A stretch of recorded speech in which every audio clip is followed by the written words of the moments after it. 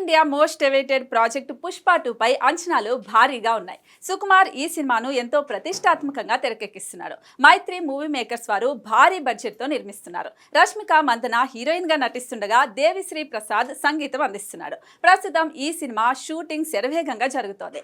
August 15న Pushpa 2 release కానుంది. దీంతో ఇప్పటి నుంచే ప్రమోషన్స్ స్టార్ట్ చేసిన మేకర్స్ ఇప్పటికే ఫస్ట్ సింగిల్ రిలీజ్ చేయగా సూపర్ రెస్పాన్స్ వచ్చింది. ఇక మే 29న కపుల్ సాంగ్ ను రిలీజ్ చేస్తున్నారు.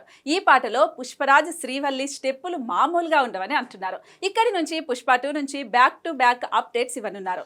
అయితే పుష్ప 2కి కొనసాగింపుగా పుష్ప 3 కూడా ఉంటుందని చాలా రోజులుగానే వినిపిస్తూనే ఉంది. ఈ విషయంలో క్లారిటీ రావాలంటే పుష్ప 2 రిలీజ్ వరకు ఆగాల్సి ఉంది. పుష్ప 3కి లీడ్ ఇస్తూ పుష్ప 2 క్లైమాక్స్ ఉంటుందని చెబుతున్నారు. కానీ లేటెస్ట్ గా పుష్ప 3 ఫిక్స్ అయినట్టుగా తెలుస్తోంది. కానీ ఇప్పుడిప్పుడే ఈ సినిమా ఉండే ఛాన్స్ లేదట.